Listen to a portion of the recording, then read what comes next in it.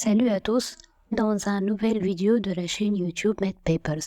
Aujourd'hui, on va parler de la biochimie et métabolisme du fer. Donc, le fer est un oligo-élément, sa quantité dans l'organisme varie entre 4 à 5 grammes. Il se répartit en compartiments inégaux. On a le pôle de transport, le pôle fonctionnel, le pôle de réserve et le pôle labile. On va commencer par le pôle fonctionnel, qui représente 60% du fer total. Il est constitué de fer de l'hémoglobine, myoglobine, une très faible quantité de fer non héminique dans les protéines fer-soufre, des enzymes non héminiques comme la ribonucléotide réductase et certaines enzymes cellulaires du métabolisme oxydatif, cytochrome, catalase, peroxydase. Pour le pot de transport, donc ce pot qui est responsable du transport du fer, il représente 0,1% du fer total. Donc dans le plasma, le fer est lié à la transférine à l'état ferrique. La transférine, c'est une bêta-1 glycoprotéine synthétisée par le foie et qui transporte les fers aux diverses cellules. On va passer au pôle labile. C'est un pot intracellulaire transitoire qui alimente selon le besoin soit le pôle fonctionnel, soit le pôle de réserve de la cellule. Donc le fer est à l'état ferreux, est lié à citrate, flavide monooxygénase, etc. Donc ce pot assure l'homéostasie intracellulaire du fer. Le pôle de réserve représente 30% du fer total. Ce fer est stocké soit dans le foie, soit dans la rate, soit dans la moelle osseuse. On a dans les hépatocytes deux formes, la ferritine et l'hémosiderine, et les deux, donc la forme de stockage, c'est à l'état ferrique Fe3+. Donc la ferritine, c'est une protéine formée d'apoferritine et de fer. Par contre, l'hémosiderine, c'est une forme dénaturée de la ferritine qui contient fraction de fer plus élevée. Pour la solubilité, donc la ferritine est hydrosoluble, par contre l'hémosiderine est insoluble. Pour la forme de réserve, donc la ferritine est facilement mobilisable par l'organisme. Il est utilisé donc facilement. Par contre, l'hémosiderine, elle est difficilement mobilisable. Donc, on va passer à la structure de l'hème. L'hème est l'union d'un atome du fer divalent, parfois trivalent, et d'un cycle tétrapyrolique. Donc, la molécule d'hémoglobine, son lieu de synthèse, soit l'érythroblaste, soit la réticulocyte. Sa forme est l'union de 4 molécules de l'hème, et l'hème, c'est un atome de fer obligatoirement ferreux, Fe de plus 4 chaînes de globine. On va passer à l'absorption. Donc l'acidité gastrique libère le fer de protéines alimentaires et le mucine fixe donc le fer dans un complexe pour rester soluble à pH neutre intestinal. Donc voici les molécules de mucine qui vont fixer le fer. Donc, lieu d'absorption, c'est principalement le duodénum. La partie haute du jejunum, c'est 10% du fer ingéré, soit 1 à 2 mg. Il y a une possibilité d'absorption iliale, voire colique, expliquant l'absence de carence lorsqu'on fait une exclusion duodénale. Donc, on va passer au mécanisme d'absorption du fer dans l'entérocyte. Donc, le fer, il est absorbé au niveau apical, comme on voit ici, sous forme ferreuse, est adressé au pôle basolatéral de l'entérocyte, c'est l'autre côté, puis il est exporté vers le plasma, comme on voit ici. Le reste, il est lié à la ferritine, il va être éliminé lors de la déchromation de cellules. Le fer est héminique, donc il va se fixer sur son récepteur HSP1, qui est ici HT, dans ce schéma, et internalisé dans l'entérocyte, puis son cycle est ouvert par une M-oxygénase, voici l'M-oxygénase, et qui est HO dans ce chemin. Le cycle il est ouvert, donc comme on a dit, et le fer libéré rejoint le stock labile, ici. Par contre, si le fer est non héminique, il sera réduit en fer ferreux par la ferriréductase, qui se situe ici, dans les microvélocités du plateau strié, il va le transformer en Fe2+. Donc, il était Fe3+, il va être transformé en Fe2+. Puis, donc, ce Fe2+, va être transporté par un transporteur transmembranaire qui est le DMT1 qui se trouve ici au niveau du pôle apical de l'entérocyte. Puis, la sortie du fer donc de l'entérocyte va être assurée par la ferroportine au niveau du pôle basolatéral de l'entérocyte. Et puis, on a une oxydation du fer du Fe2+ en Fe3+ par la ferrooxydase pour que le fer puisse se lier à la transférine. Donc, ceci aura lieu au niveau du sang, comme on voit ici, au niveau de ce schéma.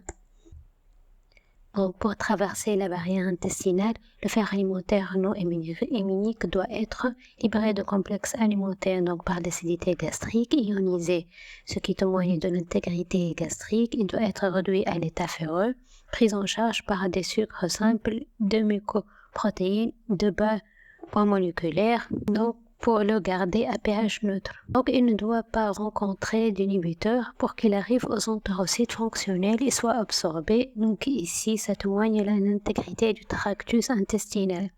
Donc, le fer, ici, le fer héminique, c'est le fer qui provient de viande et du poisson et sera absorbé, donc 25%. Le fer non héminique, qui est Fe3+, donc c'est le fer végétal qui est absorbé donc par l'intestin 10%. Donc comme on remarque, le fer héminique est mieux absorbé par la barrière intestinale que le fer non héminique. Donc la sortie du fer ferrique vers le sang dépend de taux d'hepsidine circulant. Donc cette hepsidine qui inhibe la sortie du fer et l'action oxydasique de ifastine qui oxyde le Fe2+ en Fe3+ pour qu'il se fixe sur la transférine, en savant que la transférine ne transporte le fer que lorsqu'il soit à l'état de Fe3+. L'équilibre peut être rompu si les pertes sont accrues, comme dans le cas des hémorragies. Donc l'organisme va augmenter l'absorption intestinale x2, mais cette augmentation ne suffit pas pour compenser ces pertes. Et ce déséquilibre apparaît surtout chez la femme en période d'activité génitale à cause d'une menstruation, soit au cours de la grossesse. On va passer au mouvement interne du fer. Donc les rétroblastes incorporent le fer jusqu'à un stade de réticulocyte. Et on parle ici du fer qui est lié à la transférine, pas du fer Fe2+. Donc, comme on voit ici, le rétroblaste, presque dans tous les stades du globule rouge, incorpore le fer. L'hémolyse physiologique libère la même quantité de fer que celle incorporée dans l'hémoglobine, soit 30 mg par jour. Le fer, il est libéré des macrophages, va rejoindre le compartiment circulant où il est lié à la transférine. Et le fer du compartiment circulant, c'est la forme essentielle des échanges avec les deux compartiments du fer fonctionnel et du fer de réserve. Comme on voit ici dans ce schéma. Pour lieu de réserve, l'hépatocyte et le système réticulo-endothélial sont les principaux sites de réserve du fer sous forme ferrique. Le rang fer varie en fonction des besoins, essentiellement hématopoïétiques. L'échange journalier de quelques milligrammes entre le compartiment circulant et la ferritine. Il existe aussi des échanges entre la ferritine et l'hémosiderine, mais elles sont beaucoup plus longs, car comme on a dit auparavant que l'hémosiderine, c'est une forme de réserve qui est difficilement mobilisable par l'organisme, donc l'adaptation au déséquilibre va être de manière très retardée. On va passer au mécanisme de régulation. Donc, cette régulation a pour un objectif de lutter contre l'excès du fer dans le milieu intérieur et un contrôle permanent des entrées qui est assuré par l'opsitine. Donc, c'est un peptide de 25 acides aminés, mais sécrété par l'hépatocyte. Son rôle, c'est l'élimination de relargage du fer dans le pôle circulant à partir du pôle digestif et macrophagique. Comment va faire le mécanisme? Ce sera une internalisation de la protéine de transport qui est la ferrocortine, cette protéine qui va transporter donc, des deux pôles des entérocytes.